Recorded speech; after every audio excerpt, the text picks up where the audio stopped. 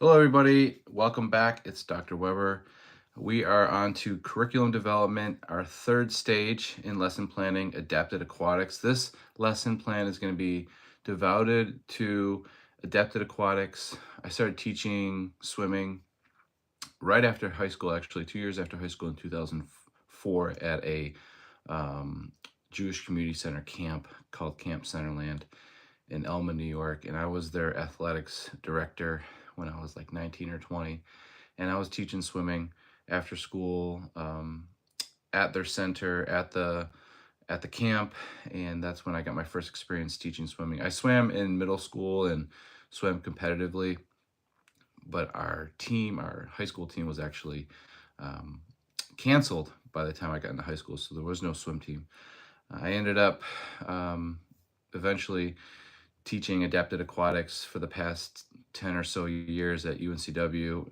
And I've been working with individuals with mainly autism spectrum disorder in the pool. And research does show that it does improve social skills, communication. So there's a lot of research that provides benefits for people with autism spectrum disorder, specifically for adapted aquatics. I do have some experience with people with cerebral palsy, spina bifida, um, other impairments in the pool, Down syndrome, intellectual disability mainly, and we've had a lot of people with severe disabilities come in, and we've used different types of flotation devices, and we've had to perform different types of methods to get individuals in the pool. So our pool is not ADA compliant, and we actually have to pick up people that utilize wheelchairs and then place them in the pool. So I have to teach students how to pick up someone out of a wheelchair, set them on the side of the pool with mats, and then slide them into the pool into a flotation device while their mentor or their instructor is in the pool. In the pool setting, I like a one-on-one environment where you have one mentor, one mentee, or one teacher, one student. I think this is the best way to plan individualized swimming skills. You can teach in group settings, but you need a lot more support. I'm more used to one-on-one training in the pool. So we'll go over lesson planning strategies, and we'll talk about different disabilities related to swimming. So we are at adapted aquatics, lesson number 9. We have one last lesson on effective teaching strategies for behavior change. This adapted aquatics presentation was originally given at the DIA conference in 2021 by Monica Lepore. It is the Diversity in Aquatics and the Adapted Aquatics Council. So you're talking about the best practices in adapted aquatics for instructors and coaches. These are some of the best teaching the best. So Monica Lepore I met before when she was on sabbatical. She went to our school and observed me teach. And I would say this wasn't even during my best time of teaching, but nonetheless, she gave me some really good tips. I got some good video lectures on her as well. If you want those resources, let me know. And I also recommend her book, which is, I think, Swim Assessments, and just look up Monica Lepore. So we'll talk about the introduction of adapted aquatics, definition components. We'll talk about specific strategies, instructional tools. We'll talk about lesson planning, social stories, picture schedules, and then we'll talk about specific strategies. So these are the speakers who originally created and presented this presentation. All some of the best coaches and teachers in adapted aquatics. So what is Diversity in Aquatics, Adapted Aquatics Council? So this is this council. Their mission is to reduce the risk of drowning and improve quality of life of underrepresented individuals with disabilities through advocacy, resource development, educational programming, and community outreach programs via aquatics activities. So if you did not know, people with disabilities are more likely to drown in a pool or in water situations, particularly individuals with autism spectrum disorder. And this hits home for a lot of teachers, parents, and coaches who know someone with autism who have drowned, or know someone with a disability who has drowned. So the Diversity in Aquatics Adapted Aquatics Council, that's their mission, is to reduce drowning, improve quality of life of an underrepresented individuals with disabilities through advocacy, resources, and development. So what does the term adapted aquatics refer to? Refers to providing appropriate aquatic instruction and recreation for participants with disabilities by adapting the aquatic environment, skills, facilities, equipment, and instructional strategies. So whatever you can do to get them to be the most successful in the pool setting. So basically LRE in the pool. Starfish Aquatic Institute Aquatic Adapted Aquatics Position Statement in 2018 said that statement. Concept 1, adapted aquatics is not just instructional swim. So we're not just teaching swimming skills. We're going to teach them how to relax in the pool. We're going to teach them how to get on deck in the pool. We're going to teach them the environment of the pool. So all types of instructional and recreational aquatic activities provide the potential to improve the quality of life for individuals with disabilities, especially through active participation with friends and family within their community. So you're getting to know individuals on a social level as well. It's not just about swimming and swimming skills, like how to perform breaststroke. The goal 2 is to provide the same opportunities individuals with functional diversity, such as physical, sensory, cognitive, intellectual, or behavioral disabilities, have a right to participate and should have the same opportunities to participate in aquatic activities as persons without disabilities. So a lot of times they do very well in the pool environment, and they might even have more success in the pool environment than they do in the gym environment. And so it might be a likely situation that they join the swim team or you get more involved in swimming. But it's important to know how to do it before you get in there. So concept 3, aquatics for individuals with disabilities, not aquatic therapy. So this is not the same as aquatic therapy. So adapted aquatics has a little bit more educational component than therapy. Concept 4, teaching coaching concepts are very similar to what you are used to already. So we're still going to teach swim strokes, but we're just going to go through a structured environment so that they understand that there's a routine and that we're not going to overdo it as well. So we're not going to just go there and just swim laps the entire time. Okay, so most learning sequences and progressions used to teach aquatics to individuals without disabilities are appropriate and applicable for use with individuals with disabilities, although some adaptations may be helpful. So you're still going to teach how you would teach individuals without disabilities to people with disabilities. You're going to use the same techniques and coaching concepts. Okay. Risk management, risk awareness, water safety, best practices, and safety instruction for participants must be part of all aquatic learning activities, includes adapted aquatics. Inclusion is the first thought. So whenever possible, individuals with disabilities should be included in the same aquatic programs offered for those without disabilities. So separate adapted aquatics programs are helpful when the person cannot safely or successfully learn, achieve a specific objective, or gain personal satisfaction in an inclusive class, even with supplemental aids and services. So the goal is to get them with and without people disabilities together.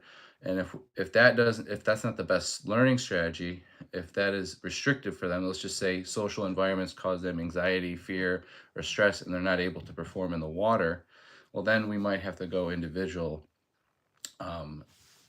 more adapted physical education wise.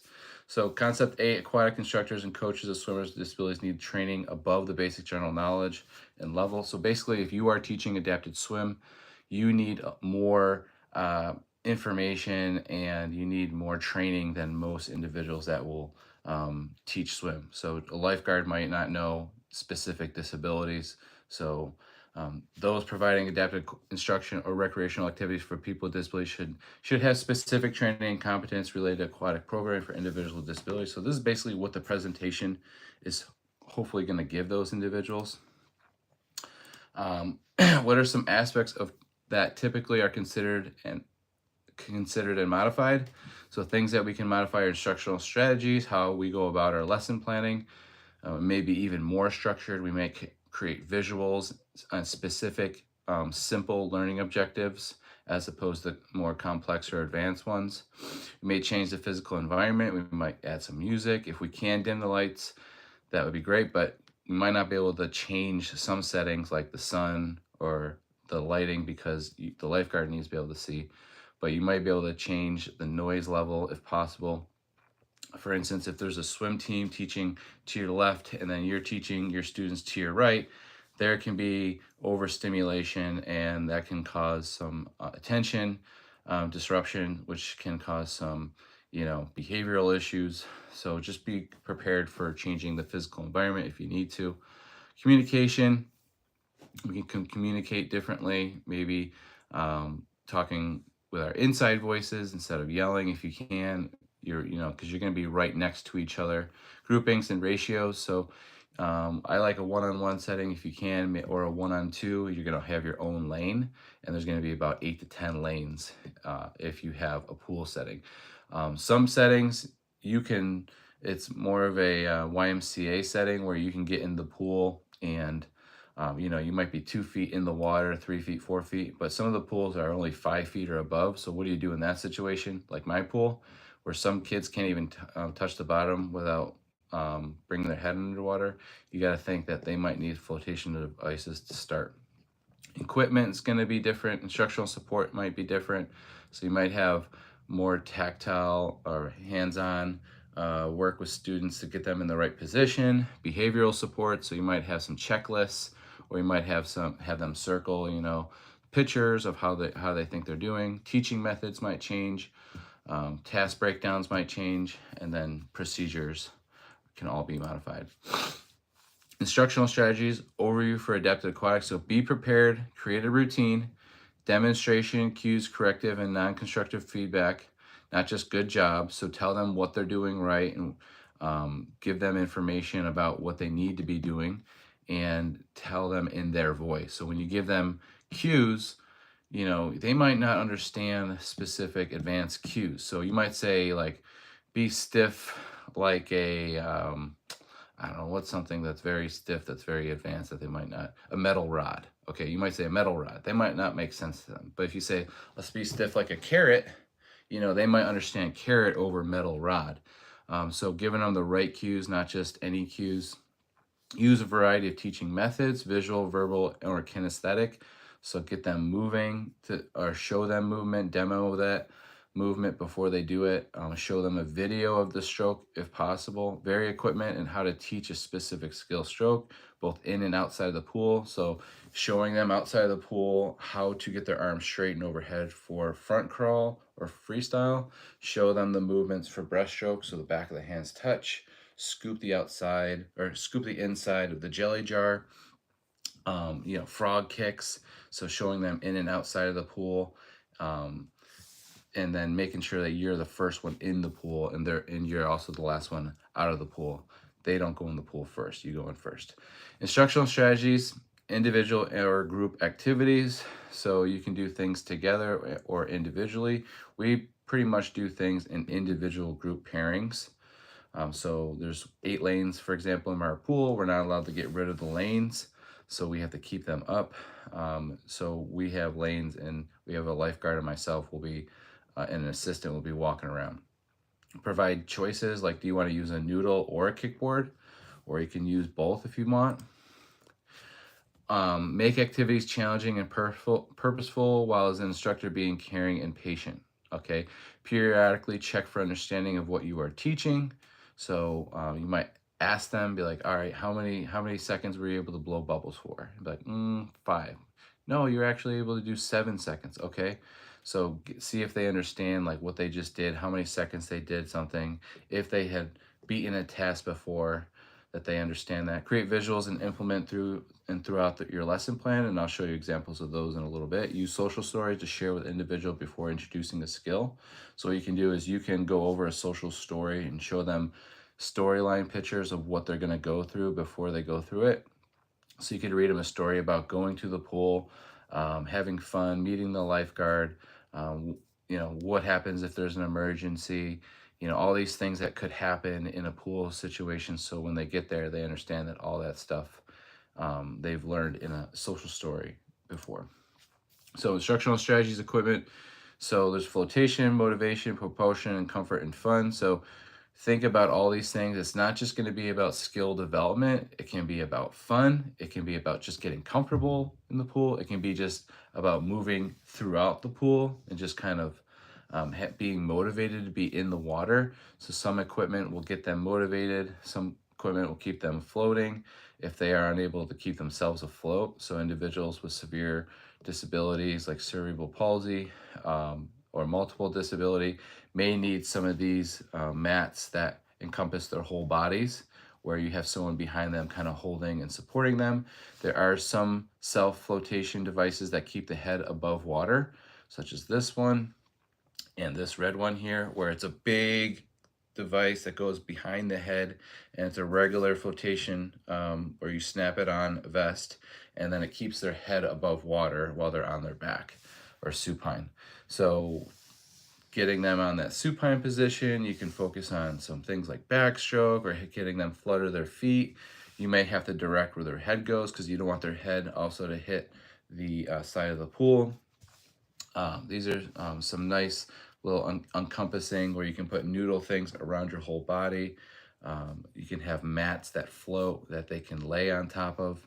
Okay, people with cerebral palsy that that have quadriplegia or have limited access of all four of their limbs and they're very tight, they might not be able to move that much or that fast at all. So they're going to need supports to be in the water. Instructional strategies, considerations for the physical environment. So when the environment matches the individual's abilities, an individual can't access, participate, and enjoy. So without having ADA compliant swimming facilities, they won't be able to access. Without having competent instructors, they might not be able to participate. And then without having the right tools, techniques, and strategies and equipment, they might not enjoy it. Instructional strategies, considerations for the physical environment. Other things you can think about are the size and division of space. So we typically have lanes like this picture here on the left. You can use brightly colored lanes, colors, be expensive, anything that can float, but you also want to think, am I going to mess up the pool in any way? Are we going to ruin the pool? We don't want things like plastic cups or wiffle ball, foam, or like ping pong balls getting lost in the pool or something that'll sink, right? So we want things that float or easily findable things that are underwater, like a brightly colored rainbow object. You can use textures for their feet if possible. If like you're in a small section and you want to give them a grippier surface, you can use different textures for their feet. You can be in an outside setting, an inside setting. You could be in a park setting. The lighting can be super bright. It can be super dim. So maybe they do better at night in a lit pool. Instructional strategies, considerations for communication. Show them videos of swim strokes, techniques, and what they're going to perform before they do it. Show them videos of what swimming looks like. Show them videos that you have of your past students in the class in that setting that they're going to be in. That would be the most important. I usually give a social story to our future group of students and I'll send them a video and kind of like, hey, this is what to expect when you get here. And then here are some sample lesson plans you can look at or pictures or a picture schedule. You can even talk with their parents about communication. Some of their parents are going to know a lot more than you about how to communicate with their son or daughter with a disability, especially when it comes to autism spectrum disorder. And then also what you can and can't do with someone with a physical disability like cerebral palsy or multiple disability. Okay. When it comes to intellectual disability, it might be just some mild moderations like pacing them. Sometimes they don't understand pacing themselves. Like they want to try to impress you so much that they might overdo it in the pool. So not just swimming lengths and lengths and lengths and lengths and focusing on endurance. I would focus on short bursts and longer rest strategies. More like a hit training than I would more of an endurance training. But also with hit training, you don't really rest that long in between intervals, so I would rest longer between intervals. If you know instructional strategies like sign language or hand prompts, show them, demonstrate, and have them copy you. Be like, all right, try to do exactly what I'm doing. That usually is going to get them to do what you're asking them, as opposed to saying what to do. Be like, I want you to do the front crawl technique, or I want you to propel yourself off the side of the pool and glide on your stomach. They'll be like, what? Propel myself off the side of the pool and glide on my stomach? Or you just show them what propelling off the side of the pool looks like and gliding on your stomach with your arms overhead. You can also glide on your back. So showing them before you actually teach them. Adapted aquatics requires instructors to be advocates. So a service delivery system involves identifying, assessing, planning, instructing, leading, and coaching individuals with disabilities who desire to participate in aquatic instruction and recreational activities. So you have to assess the individuals on that first day. You have to see where they're at. Then you have to plan effectively and then instruct them with intention and good cues and good feedback. And you have to be a leader in your field while you're coaching them. So there's a lot of responsibility in adapted aquatics. So instructors, you have to have the motivation and the intrinsic motivation to want to do something like this. It also includes education and consultation and assistance. So educating yourself about people with disabilities, educating yourself about swimming skills, techniques, and how to teach them, consulting with parents, consulting with professionals, consulting with therapists, and getting assistance from paraeducators, volunteers, maybe student peers, family members, and health professionals in the community. Okay, so just be aware that there's a lot to deal with here. So, and not to not deal with, but to have to adapt to, because it's just kind of, you need to get a lifeguard. You have to have a facility. These things cost money, and there's liability, and so you have to have people sign off on all this. So it's not as easy as it sounds. But once you get all this underway and you are teaching adapted aquatics, this is what the lesson plan strategies are going to look like. So, what is an what is a swimming activity sequence? So basically, this is a good way to assess them. I just call this document the swim sequences. Basically, it goes through a sequence of events that should occur from when they get into the pool, and it's a progressive skills that goes over kind of what are the easiest skills to learn, and then it moves up to what are the hardest ones to learn. Okay, so the scoring for this is 0 means cannot perform. P means that they can perform it with physical assistance. V means they are able to perform it with verbal cues only. PC means they are able to do it with picture cues. X equals independent. That means they can do it without prompting after you tell them. The swim guide was developed for individuals who can swim independently or with minimal assistance. So this is for individuals with intellectual disabilities, mild disabilities, autism, Down syndrome, that type of thing. This isn't for individuals with severe disabilities. I'll go over their assessment protocols in a little bit because they're going to be different. You're going to want to go over more things like range of motion first. Okay, so the first thing you'll have individuals do is meet the lifeguard. That's step one. If there is no lifeguard, there is no swimming, legally speaking. Get equipment would be next, and then socialize. Kind of get ready, socialize, ask questions. This is when you can ask them, how you feeling today? And they can circle a picture if they're feeling good or bad or uneasy. That way you understand how they feel before you start. Then you are going to then find a lane. And remember, meeting lifeguard, getting equipment, and socialize, are they doing this independently? So you give them an X if they're able to do that independently. If you needed to use picture cues, you'd add PC. If you use verbal cues, you could add B or VC. If you add physical assistance, you could add PA or P. So however you need to get them to do that, that's what you would assess. And then you're going to have your scoring bank here on the right side. And so you don't have to do all these assessments, but I would try to get as many assessments as possible on those first 1, 2, or 3 days. And then you should have some type of routine in place. But this first day should also have a routine that looks like you're following routine. So you're basically going to perform the same skills each class so that they understand what they're going to be doing. Second thing, find a lane, sit down on the edge of the pool, socialize. So start talking to your buddy, find your lane, sit down on the edge of the pool with your equipment. Then we're going to do some red light, green light flutter kicks. Okay, so when I say red light, you're not going to move. When I say green light, you're going to flutter kick. Okay, front crawl, seated on edge of pool. So you're going to have them pretend that they are front crawling on the edge of the pool. Then backstroke, side stroke, seated on edge of pool. So you're just having them go over the techniques of different strokes while they're on the edge of the pool, while their feet are in the water. So you're kind of warming them up next to the side of the pool.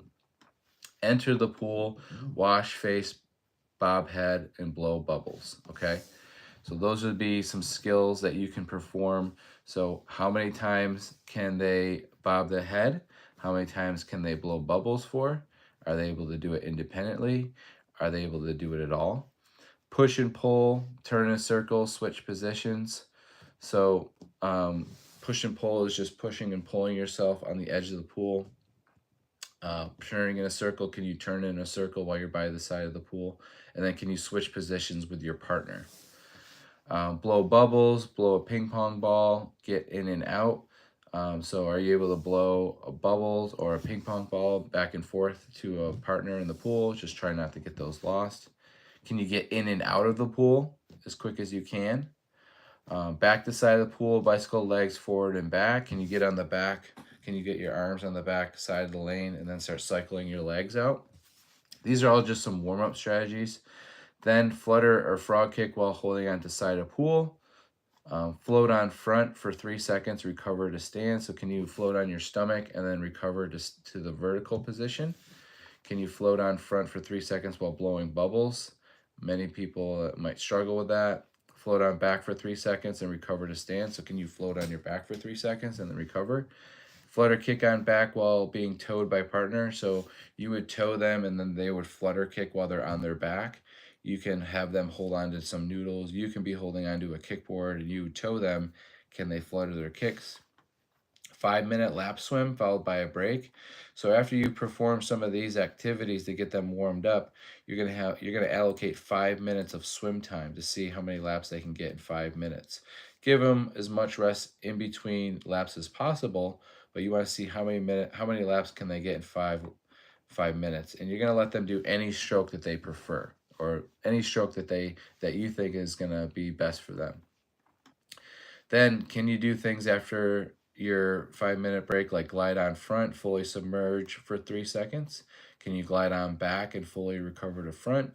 Can you hang on pool, submerge, and swim back up? Can you flutter kick with kickboard for time?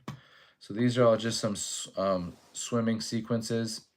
Breathe in with ear in water. So can you um, basically start preparing for the front crawl or freestyle where you have your head submerged and you breathe in air, breathe in with the ear in the water. So what you do is you turn your head, you breathe in, and then you put your head back in the water. Are they able to do that? Roll head to blow bubbles in water while holding gutter. So are they able to do these head techniques while they're by the side of the pool? Because if you want them to actually front crawl, they need to be able to get their head in the water and breathe with their ear in the water and blow bubbles with their head in the side of the water. So we're assessing if they're able to do that.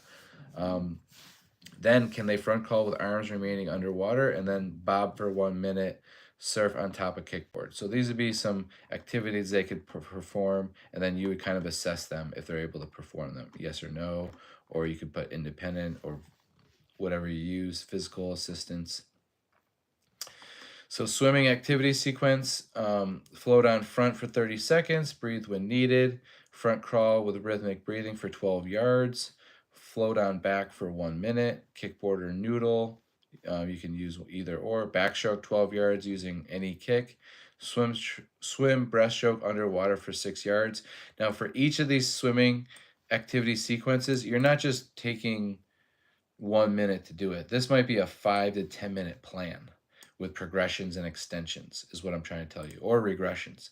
So you might front crawl with rhythmic breathing for 5 yards to start, and then you might go to 10 yards, okay? And then you might not have rhythmic breathing first, okay? You might just be able to front crawl for 12 yards. So you'd write that in the note column, and then you would score that in any way possible. Okay, so these are all just different skills. And notice that they get a little bit harder. Goes from front crawling or freestyle to backstroke to breaststroke to treading water to diving to backstroke to side stroke, front crawl, backstroke, side stroke to butterfly. So those would be that kind of the ending or what we would kind of advance to eventually. Here are some games that you can play in the water. Hungry Hungry Hippos, gutter ball, take out the trash, washing machine. Washing machine is when everyone forms a circle and creates a washing machine, so everyone goes in a circle while you're holding hands. Snake, everyone buys using a noodle and swims together in a path. Red light, green light, you could have them tread water for red light. Yellow light could be go slow, and green light could go fast. Tic tac toe, set up with noodles and kickboards or rings. So do some tic tac toe with some noodles, and then use some rings or kickboards. Um, Rocket ship, jump up and down. So a lot of different games you can do. What I would do is start by, and I'll show you this in a little bit, but just start with a warm up, get them in the pool, perform their laps as soon as they're done warming up, that 5 minute lap swim, then teach specific swimming techniques, and then go into some group games or individual games or free time. That's how I would go about structuring it. And then you get out of the pool, change, and we'll talk about that whole order in a little bit. So you can do some captain's games or some like pirate games where you tell them what to do or skill to learn, and they have to do it when on command. So if I say pirates, you're going to glide on your front and roll on your back. If I say stern, you're going to glide on your back. If I say bow, you're going to glide on your front.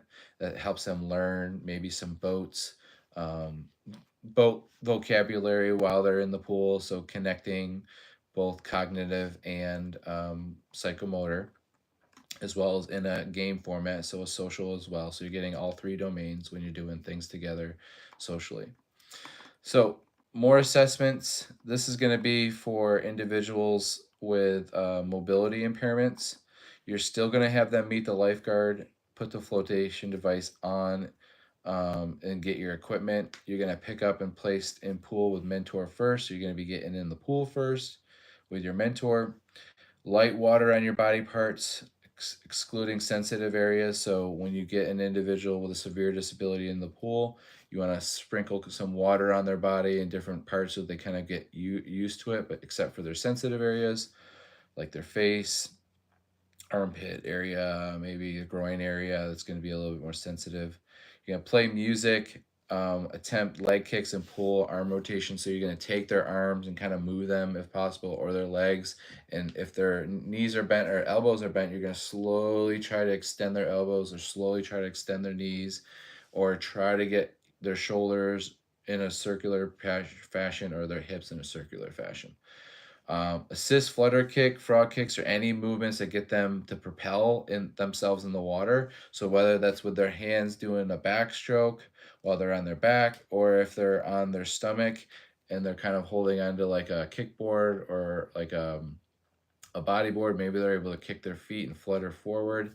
Um, a balloon or ball with bell inside, shaking it and tossing it. So getting them to shake a ball while they're on their back so that they're just enjoying themselves. So even though they might not be able to kick their feet in the water or splash their hands in the water, maybe you have a ball with a balloon or a bell inside of it, or maybe you have them using like a noodle and they're getting them to splash the water with it. So any way you can get them to kind of maneuver themselves in the water. Then we're going to go to the functional mobility assessment. So we're going to look at their neck, spine, right shoulder, right elbow, right wrist, right hip, right knee, right ankle, right fingers, right toes, and left toes. So we're going to say 1 or 0, it's unmovable. You can't move their toes. 1, you can move them with assistance. 2, they have low range of motion, and 3, they have a high range of motion. So you're going to assess their mobility, people with mobility impairments. That way you can try to also improve the mobility of those individuals while you're in the pool setting as a means to assess them and perform and to understand what they can and can't do. Because if we don't assess their range of motion, we're not going to understand what body parts can move the best. And once we know what parts can move the best, that's what's going to help us have them propel themselves in the water. So can they pull or shake string, noodle, or rope inside of the pool? Attempts to give high five to partner, socialize with students. We want them to be able to do that. Partakes in a group activity with the class. Towed by partners through obstacles or people. Lifted out of pool, dried off, changed, and ready to go. So that would be kind of like a routine that you might perform with someone with a severe impairment on that first day when you're getting assessments done. Okay. And then you'll have to kind of figure out what they can do, what they can't do, and then how you would structure your plan around that using pictures or anything else. So here's a visual guide of what you could ask them. How do you feel today and why? And then here's a smiley face, a mediocre face, and a kind of sad face. And they kind of circle how they feel, and then they might tell you why they feel like that. You might ask them like, "What is your favorite swim X skill? What do you want to learn?" And then show them pictures of backstroke, freestyle, and surfing. You can ask them food questions. Who do you live with? What games do you play with? Here's some more assessments: level 1, level 2, and level 3, level 5. We have some other types of assessments here. So this one, you just click independent needs assistance or total assistance, and you look at pool preparation, proper behavior en route to the pool, independent needs assistance or total assistance, take clothes off, independent needs assistance, total assistance, hangs clothes in locker, independent needs assistance, total assistance. So the pool preparation, their teacher or parent will help them with getting changed. So usually you, the instructor, or your volunteers or mentors are not going to be the ones that help them get changed. Only people that can do that would be their teachers or their parents. When it comes to pool entry, can they sit at the edge of the pool with their feet in the water? Can they put water on their body? Can they lower themselves in the water? Can they climb down the stairs and enter the pool? Can this be done independent needs assistance, or do they need total assistance? So you just write an X or just check where they would meet. So these are some other assessments that you can use. Splashes water around with no fear, holds gutter and kicks legs, kicks on front while being towed, kicks on back while being towed, move arms and legs in swimming motion while being towed, blows bubbles, treads water for 30 seconds, puts whole face in water for 5 seconds, holds breath while submerged for 10 seconds, bobs head up and down 5 times, continuous rhythmic breathing while holding side of pool and turning head to side, continuous rhythmic breathing from prone position while kicking with kickboard for 20 feet. Floating skills, these are all either independent needs assistance or total assistance. So this is another good assessment.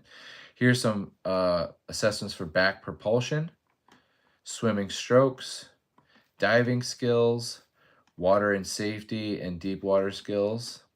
Here's another good one. I think I took this from an Adapted Aquatics book. So here are the scoring codes. Cannot perform independent verbal cues, picture cues, gesture cues, physical cues.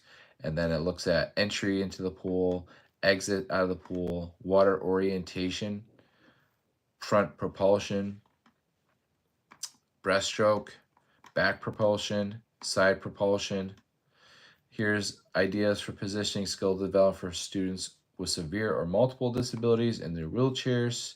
Students can push objects off their lap, so it gives you suggestions on what to do in their wheelchairs, over a bolster, lying on a wedge, lying on a supine on a mat, lying in the prone position on a scooter, or sitting up with support in the pool setting. The 3Ps approach, okay, that gives you some more information about how to teach in the pool. Planning, preparing, aquatic teaching people with disabilities. Here's some assessment criteria on how to kind of go about understand the principles of planning and aquatic activities. First, you need to define aims and objectives. Then you need to describe the need for planning long and short term. Here's another swim stroke assessment. Back crawl gives you the cues for front crawl, how to get a 3, 2, or 1 for your flutter kick, and then how to get a 3, 2, or 1 for your arm and body action, and a 3, 2, 1 for your breathing. So this goes into each specific swim stroke, like front crawl, back crawl, breaststroke. I even have a stroke evaluation chart for front crawl, backstroke, side stroke, elementary stroke, breaststroke. And that's it. So I got 30 pages of assessments that you can use for adapted aquatics that will kind of give you an outline of what to teach and how to sequence your swimming skills. This is a brochure by Ann Hughes. It's just called Adapted Aquatics. Goes over what it is, goes over safety, which is super important. So when it comes to effective teaching strategies, it also goes in depth with that. Strategies to communicate, teaching individuals with autism specifically, goals to target, determining skills to assess, things to think about, like their medical or therapeutic needs. Are they age appropriate? That type of thing. So that's a pamphlet from Ann Hughes that you can use to give maybe your peer educators, your volunteers, some information about how to work with people with disabilities if they haven't done that before. Here's some example lesson plans. So this is what we would do on day 1. I have a step here, directions, and then pictures. So day 1, I didn't put the mentor or mentee's name, the date of the lesson plan, that it was performed. And so this is what we would have in store. We'd have step 1, directions with little checkoff boxes, and you can do minimal checkoff boxes if you think this would be too overstimulating. You could just put in 1 or 2 instead of 6 here. So say hello to your new UNCW swim mentor, flip page and get started. So on the other side, there's some pictures, and you kind of ask them how they're feeling and see what type of food that they like and who they live with and what they like to do. Then you're going to have them go upstairs and get ready to swim, because we did all this stuff downstairs. So this is kind of like it's kind of like giving them a step-by-step guide of what to do on that first day. Meet the lifeguard, get aqua jogger. We call the flotation devices aqua joggers. We tell them to get noodle and kickboard, find your swim lane, sit down and get ready to swim. So that's what we're going to do on the first day. And here's some pictures that kind of represent what we're going to be doing. And then number 2, practice different swim strokes and warm-ups on the side of the pool. Red light, green light, flutter kick while you're seated. Enter pool, bob head, blow bubbles. Push and pull aside of the pool, turn in a circle, flutter and bicycle kick for 10 to 20 to 30 seconds. So I might lead that outside the pool. I might be the one saying green light, and everyone goes. Everyone likes it when everyone does everything together. And then eventually you can have them do things individually. But if they are more motivated to do it in a group style, which I know most are, then you might be the one leading some of these activities for everybody all at the same time. So that might depend. 3, flutter kick with partner. Okay, toe 12 feet, 20 feet. So you're going to toe them, and then they're going to flutter their feet, just to get them kind of moving. You're going to have them glide on their front, glide on their back, float on their front, and float on their back. So you're doing these floating exercises before your 10-minute lap swim. Okay, so you're getting them warmed up, and then you're kind of cooling them down a little bit by having them float or relax, if you can, with some equipment before their 10-minute lap swim. So how many laps can they perform? Step 4, in the pool in 10 minutes using any technique and any equipment. And you're just kind of assessing them each week, how many laps they get for 10 minutes. And then if you get, let's just say you get 4 laps a week for 10 weeks, you get 40 laps. You can say Jimmy was able to swim 40 total laps during his 10-minute lap time. So that would be a pretty cool thing to have for when it comes to a summative assessment. All right. And then maybe each week it progresses. It goes from 4 to 4.5 to 5 to 5.5 to 6. And then so maybe you have really 50 laps in those 10 weeks. And then you can kind of talk about how each week they got better and better and better. After you perform the laps on that first day, we did a couple games, Hungry Hungry Hippos, Gutter Ball, or Line Ball. Then we did free time, or my choice. So we allowed the students to choose what they want to do. And we gave them some choices for free time, like hoops to glide through, over and under, balls and objects to retrieve or catch, and ball and hoop for basketball games. So anything they want to do on their my time. And then I had them time to get out of pool, put equipment away, get dry, ride the van, and go home, and a picture of their van that they like to use, because that they're familiar with that. So they got now these picture guides, or this visual, this structured lesson plan was in a plastic sleeve. So the people that were teaching the swim plan had, it was kind of like, it wasn't getting wet. You could also get this laminated, but remember, you might change the plan the following week. Okay, here's like some example lesson plan objectives. and cues for learning. I also have that as well. So I have one lesson that the student will see, and then I have my lesson planning objectives and cues for learning on the other side of the plan. So that will help me understand, okay, this is cognitive, this is psychomotor, this is affective, you know, and I can kind of figure out what I'm doing as a teacher. And then they have a page where they get to see something that makes sense to them. So here's day 2. I allowed the mentors to put in their own games or exercises. So I just left some of these boxes empty and had the paraeducator or mentor um, teach whatever they thought was appropriate for their mentee. Here's some example lesson plans that my students made. Let's check out this one I like the most. So it shows pictures on the right of what they're going to do, directions on their left, and I made them make it super specific. So push to gliding from edge of pool 3 times, rockets 3 times, blow bubbles 3 times, flutter kick with kickboard 5 to 10 feet, float on backside for 1 minute, jumping into pool. So that was from 110 to 120.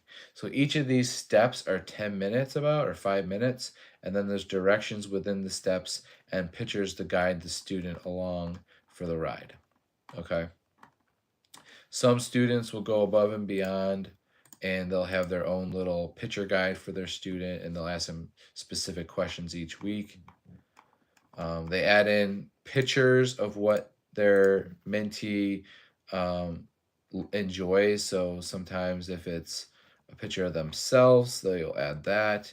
If it's a cartoon that they're interested in, like Pokemon, they might add pictures of Pokemon on the right. If they like, any type of movie, you might add in pictures of their movie that they like a lot. And so these are just some example lesson plans that my students were making, and they're all an hour long. And there's 6 total components. The first is the set induction, or kind of getting ready, and then the last is getting out of the pool. And the 2 through 5 between are kind of the what you're going to be doing in the pool. So these are some example lesson plans that my students created. I have a lesson plan rubric as well when it comes to student learning outcomes, warm-up procedures, rules and procedures, customization, stroke skill development, social skill development, feedback, staying on task, overall lesson plan, and professionalism. So that's how the students are graded.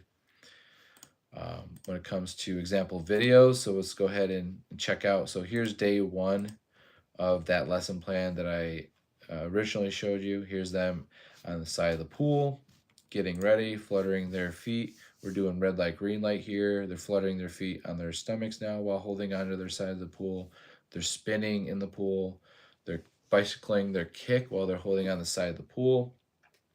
And I'm having them just kind of get ready, bob their head up and down, blow bubbles, push and pull the side and edge of the pool, and just get ready for the day, and kind of just get in your lanes with your partners, have fun, kind of get to know each other, and then start going over your schedule with them. If it's laminated, if it's not, that's fine. Show them exactly what they're going to do, demo how it looks, and then have them perform that skill.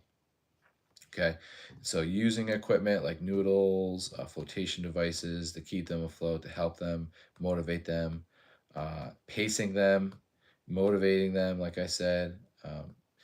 If you feel like they're using too much energy in the pool, you might have to take more breaks.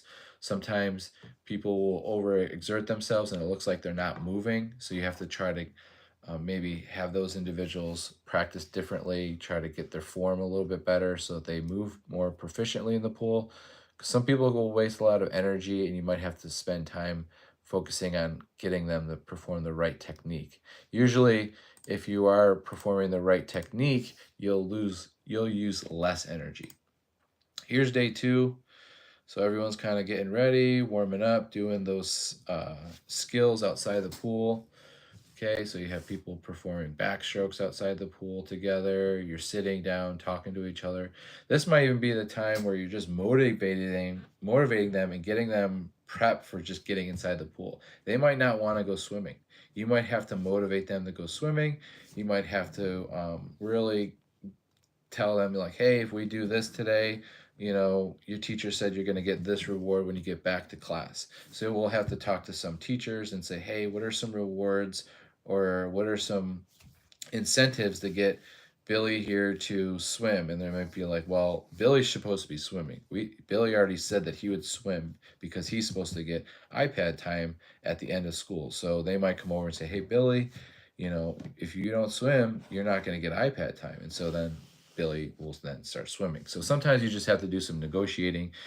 A lot of times the teachers can get them to snap out of it right away, or you have to learn the behavioral strategy to get them to want to do what you want them to do. So sometimes they won't use the right technique, and you might tell them, make sure that you're bringing your arms overhead, but maybe they bring their arms and they just keep them here.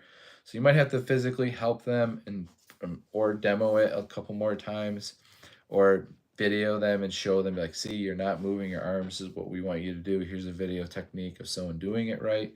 Well, let's see if you can do this the next time. So educating your learner while you are teaching them is also important.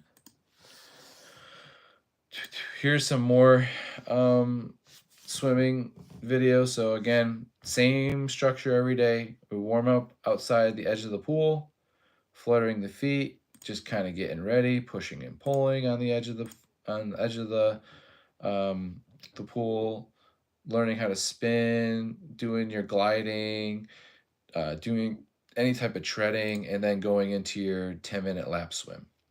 So 10-minute lap swim, maybe you're resting to the side of the pool before your next lap. Or maybe you haven't even started your 10-minute lap swim because you just need some more motivation. Maybe you only are going to swim 20 yards and come back. For this specific student here, we needed like 2 or 3 teachers, 2 peer mentors to be able to get him moving. And sometimes it takes a lot of effort from a lot of people to get one person moving. So just understand that you might have a lot of students that are very independent and need very little motivation to swim, and then you might need some people that are very that kind of need more incentives, or they just need the right coach or educator to teach them. And then sometimes you don't have the right pairings and it doesn't work that well. So just making sure that you have someone that's very patient, willing to change their teaching strategy, and willing to kind of maybe just be adaptable, let's just say. So here's free time, throwing the ball through the hoops, moving through the hoops. They love the hoops, jumping in the hoops, throwing things inside the hula hoops because they float. And then also you making sure that you get a ball that floats as well, that doesn't soak the water. So you want something that is floatable but doesn't just soak up the water like a sponge. All right, so those are some swim videos. I got a lot more if you want to check out. And I also have a playlist in swimming where you're probably going to see more educational videos. So I have one educational here with Ann Hughes, where we actually have a full seminar of like how we would teach swimming. And we go with just basically what I'm going over now. But if you wanted to watch some more resources, look up the playlist in swimming. So when it comes to specific instructional strategies, like we talked about, the social stories, picture schedules. Social stories are a concept developed by Carol Gray. They include descriptive sentences and directive sentences, include 2 descriptive sentences for every directive sentence that is included. And then sentences that describe can be factual sentences, perspective sentences, cooperative sentences, and affirmative sentences. So I'm not going to go in depth on all this today, but it will lightly describe each one. So a descriptive or factual sentence is, I swim at the Y on Monday afternoon. So that's what you do. It's true. Perspective sentence, sometimes I get upset when I have to wait to enter the pool. So you might perceive that they will get upset if somebody splashes them. So you might say, sometimes I get upset when somebody splashes me, if that is the case. That would be a perspective sentence. Cooperative sentence, when I get upset, I can sit on the bench and read my book. So knowing what to do if you don't feel like participating, or if you get upset, what will make them more cooperative or what will make them happier if they get upset. So if I get upset when someone splashes me, I can dry off with a towel. Or when I get upset, I can sit on the bench and read my book. Affirmative sentences, staying calm until my coach tells me to get in the pool is good. So this affirms that cooperative, technique as far as staying calm is important until my coach tells me to get in the pool. Okay, so directive sentence may guide the child. Like I may ask the lifeguard for help. Or control sentence written by the child. If I get upset, I can talk with my coach. So there's guided. It's guided by the child, or it's written by the child. Okay, so they can be direct or control sentences, and those would be some examples. I am going to learn how to swim soon, and it is going to be a lot of fun. Okay, that's what they're saying to themselves, and they get to see a picture of themselves in the pool having fun. And so you'd show them that. This is where the pool is that I will swim in. Sometimes the water might feel cold in the beginning. So getting them prepared not only for the picture, but what it will feel like. So you know that sensory processing disorders for individuals with autism are pretty relative, so that they might get really cold quick, and that's why that might demotivate them to want to go swimming if it's cold. But you want to prepare them before they get in. Miss Ann will teach me to swim. If I'm scared, she will help me. So who are they going to be working with? Are they going to be able to helping? A nice picture of that individual. I have a schedule to follow and complete everything on my schedule. So telling them that they're going to have a schedule, they're going to check it off. The timer will tell me how long the lesson will be. So you might have a timer next to you that will show them how long it will be. I will swim my face in the water, so you're prepping them that you're going to be putting your face in the water. I will keep my mouth closed when I swim. A lot of individuals will take on water in their mouth, swallow water. We do not want that. Our main rules in the water are keeping your mouth closed while you're swimming, keeping your hands off other people, not spitting or putting your mouth on pieces of equipment, and then also understanding the emergency situations. Like if the whistle blows the whistle, if the lifeguard blows the whistle, you go to the side as quick as you can and get out of the water.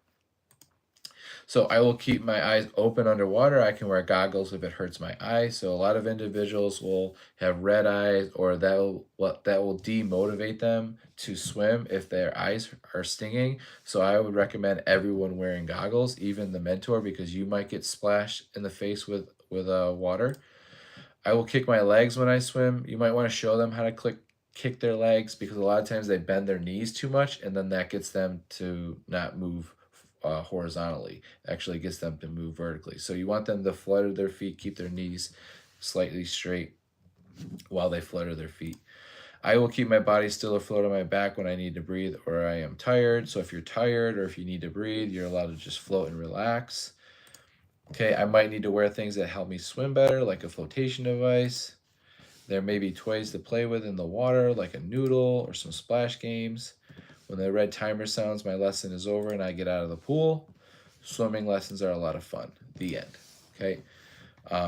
Aquatic picture schedule. So visual representations, tasks that need to be accomplished, rules to follow. So pictures, schedules are, we show them what are the tasks that need to be accomplished, what are the rules I need to follow. If the whistle blows, I need to stop, look, and listen to lifeguard. Okay.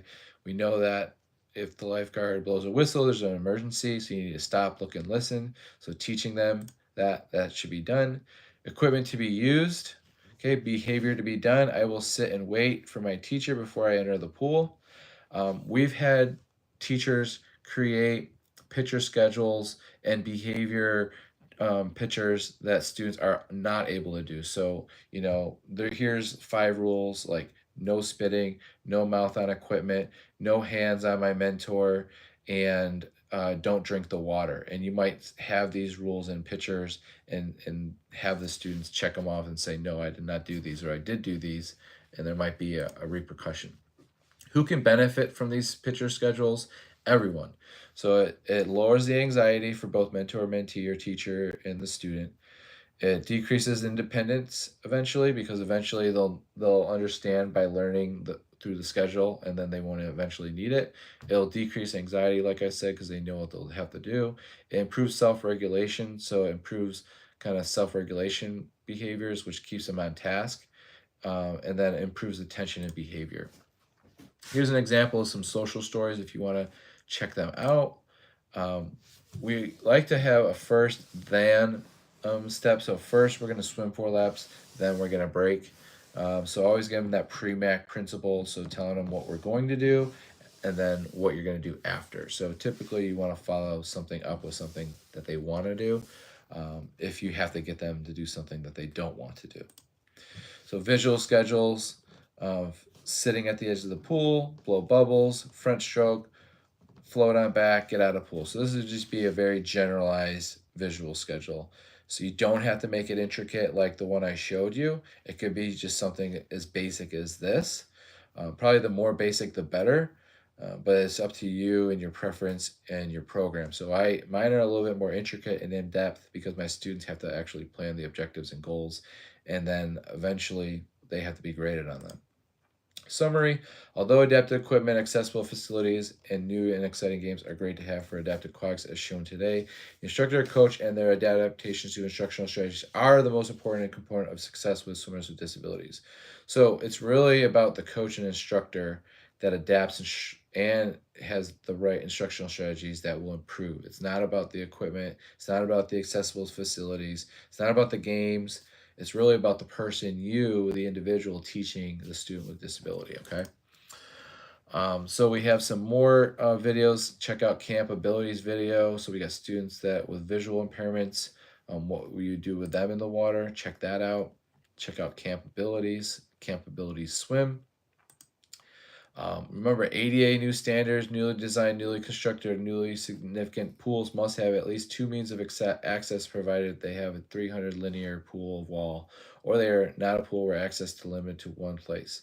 So basically, all new pools got to have ADA requirements, and this is why some pools don't have them because it's not until 2010 where they made that forcible. Okay, primary means of access should be a lift or sloped entry. Secondary means of access: lift, slope entry, transfer wall, transfer system, pool stairs that meet ADA code. So our pool doesn't meet any of these. Okay, so we have to actually pick people up and put them in the pool. So this is what it would look like if it was ADA compliant. Here's the chairlift. Here's the ramp. Here's the stairs with an extra safeguards, and then we have a step system. So if you have more questions, please let me know. The rest of the information on this PowerPoint is going to have to deal with different disabilities. So it's going to go over again, different disabilities, in case you want to go through a refresher. So it goes through cerebral palsy, what it is, damage to brain, what it can do, how to position yourself, what to do in the pool with individuals with cerebral palsy, like developing strokes on back or underwater. Must have a warmer, relaxed environment. Individuals with cerebral palsy tend to get colder quicker. Juvenile rheumatoid arthritis, so individuals that have pain in their joints, you might have to do things a lot differently, like moving slowly and warm up fully. You might have to avoid bumping into people, providing cool downs, asking permission to touch or move them. When it comes to multiple sclerosis, which is an autoimmune disorder, don't overtire them or max exert them. When it comes to multiple sclerosis, no hot tub, limit heat or hot water, and utilize flotation in deep water for resting. When it comes to muscular dystrophy, the most common type is Duchenne. This is progressive, no max workouts goals equals maintenance. So you want to maintain, you don't really want to overdo these individuals. You want to control breath work. They have poor head control, so you want to make sure you have the right flotation device for these individuals. Spina bifida, so this is going to lead to paralysis of the legs, and so orthopedic disorders such as clubfoot could also occur. Postural problems such as scoliosis and lordosis occur, which affect the back. Issues with bowel and bladder controls, whereas catheter or self-catheterize. So just understand they may have some tubing in the areas down below. Um, you could have a shunt, wheelchair, foot orthotics, spinal fusions, possible learning problems, sensation issues, water shoes, and socks.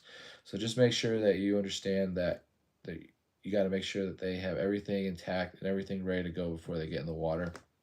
When it comes to spinal cord injuries, they may have lack of sensation, they might have paralysis, might have some bowel or bladder issues, psychological issues, autonomic issues. Okay, they might have some ulcers.